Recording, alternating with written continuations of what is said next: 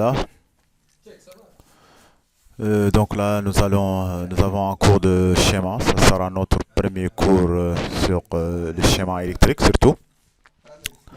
Bon, voilà, un schéma est un dessin ou un tracé qui représente de façon simple une construction souvent technique. Cela peut être aussi des sous-ensembles techniques qui, une fois réunis, représentent une réalisation technique complexe. Un schéma doit montrer comment les différentes parties d'un réseau, d'un système, d'un appareil sont fonctionnellement reliées ou connectées. Un schéma doit également permettre d'expliquer le fonctionnement d'un appareil. Il doit faciliter les explications et les dépannages. Un schéma est toujours représenté au repos, c'est-à-dire source coupée ou hors pression. Un schéma se compose de trois circuits. Le circuit de puissance qui est caractérisé par une source de 440 volts 60 Hz, 300 triphasé bien sûr, représenté UVW, de couleur souvent rouge, vert, jaune. Un récepteur et ses protections. Bon, la deuxième partie, c'est le circuit de commande. Il est caractérisé par une source de 220, 115, 24, 60 Hz et un organe de commande. Donc, voilà, le premier circuit qui est un circuit de puissance, comme j'ai dit, caractérisé par une source de 440 volts. Une source de 440 volts ou 380 volts. Bon, 440 volts, ça c'est une tension qui est marine, c'est-à-dire il est souvent utilisé par les unités de la marine nationale. Donc, surtout pour les unités ou les vedettes de guerre, ça c'est une tension, donc on vous expliquera plus tard pourquoi 440 volts. Donc, la tension usuelle c'est du 380 triphasé, c'est-à-dire entre phases, la première phase, la deuxième phase, la troisième phase. Donc, ils sont caractérisés, comme j'avais dit, par U, V et W. Donc, ça, c'est les trois phases. Quand vous voyez les trois phases, et comme j'ai dit, les couleurs, il y a une couleur rouge, rouge comme air, si vous voulez, et vert comme...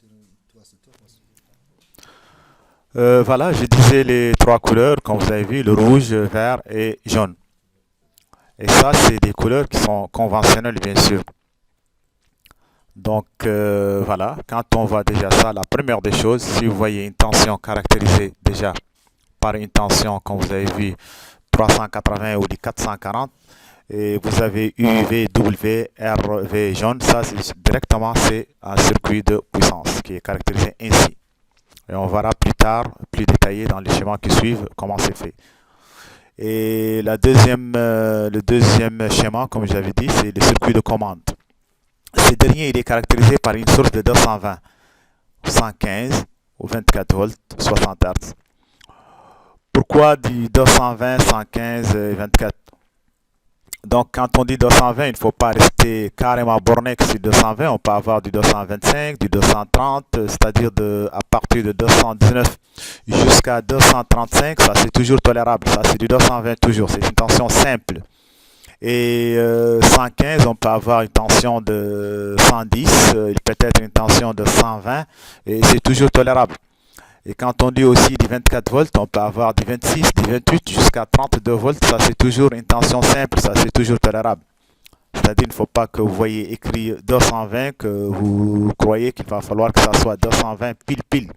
Ça peut être 220, 21, 22 jusqu'à 30, 35 même, ça c'est tolérable pour les circuits de commande. Le 115 aussi, comme j'ai dit, je répète encore que vous pouvez avoir une tension de 110, 115, 116 jusqu'à 220. Ça c'est jusqu'à 120, ça c'est toujours une tension simple. 24, 28, etc. comme j'ai dit. Donc voilà, c'est ça la tension pour la commande. Parce que c'est des organes de commande. Je reviens un peu à l'arrière. Pourquoi le circuit de puissance, le 440 ou le 380, ça c'est pour le démarrage en général des moteurs. C'est-à-dire, c'est ça, pour démarrer les moteurs de grande puissance, ça, il va falloir une tension composée, c'est-à-dire une tension de 380 jusqu'à 440. Donc, et pour la commande, voilà, du 24 volts jusqu'à 220 ou 230 volts, alternative 60 Hz. Donc, on reviendra dans les cours qui suivent sur pourquoi du 60 Hz, pourquoi du 440. On verra ça plus détaillé dans le cours prochain. Donc, là, on va vous faire juste à peu près, si vous voulez, un exemple d'un circuit de commande. J'écris où?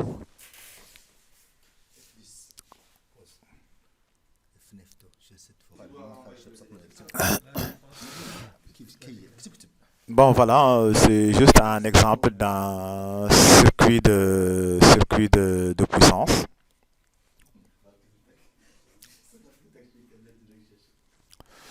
Bon, un exemple, ça nous avons, comme vous avez dit, les trois phases. Les phases, comme je vous ai dit, on peut l'appeler U, V, W.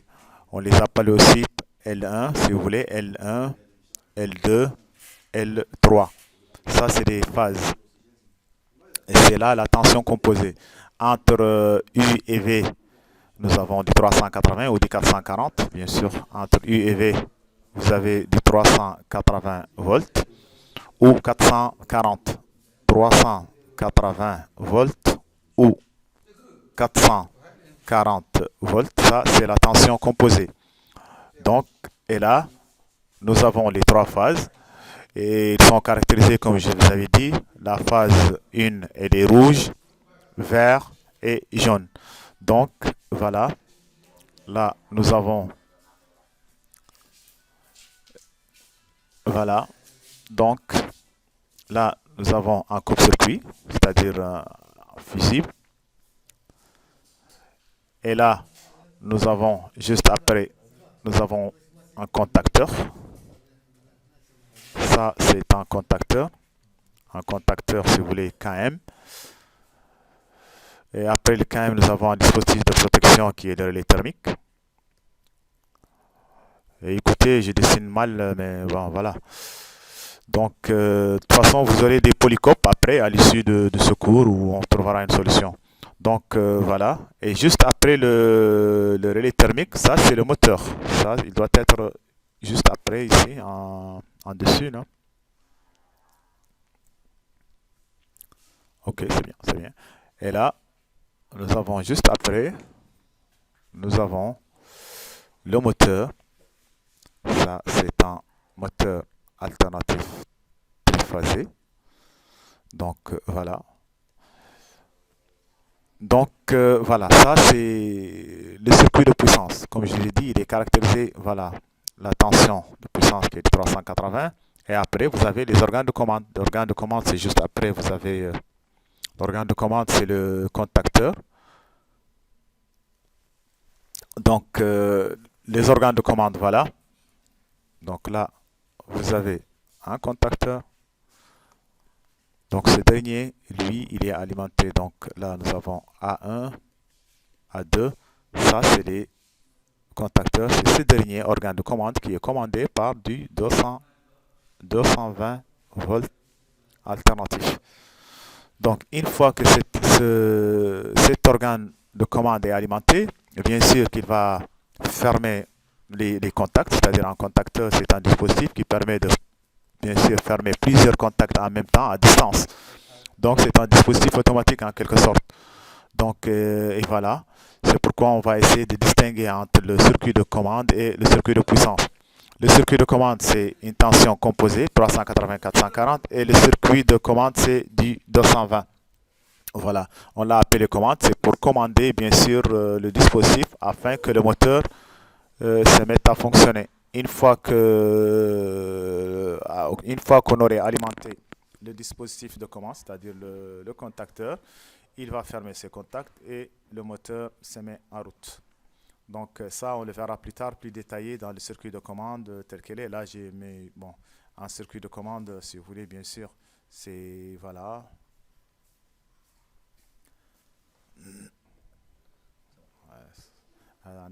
Donc voilà, je disais qu'un circuit de commande, voilà, il est commencé bien sûr, ça c'est la protection, c'est un fusible. Et juste après, vous avez un relais thermique. Donc ça, c'est des symboles que vous allez voir ou bien vous avez déjà. Ça, c'est un relais thermique et là, c'est un bouton poussoir. C'est bien sûr, c'est pour arrêter. Une fois qu'on appuie, il s'arrête. Et là, vous avez un bouton poussoir pour la mise en marche du moteur. Et là, vous avez le contacteur, c'est-à-dire le dispositif de commande. Donc voilà, là, nous avons une phase. Et là, nous avons le neutre. Si bien sûr, la bobine est commandée par 220.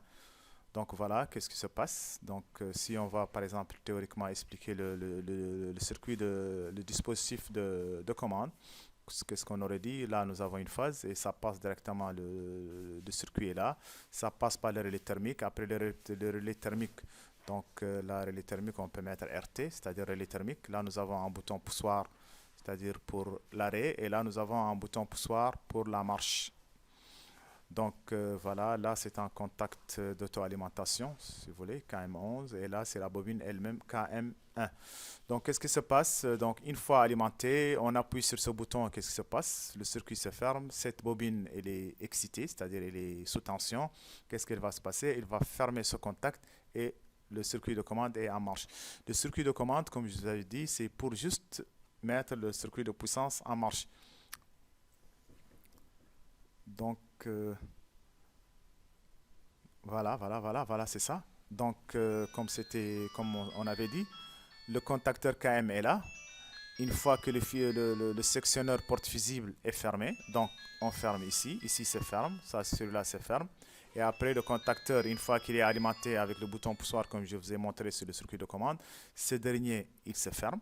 Et quand il se ferme, vous avez vu, le circuit est fermé et le moteur se met en route. Et voilà, en résumé, ce que c'est qu'un circuit de puissance et un circuit de commande. On verra ça plus détaillé plus tard dans le cours de travaux pratiques.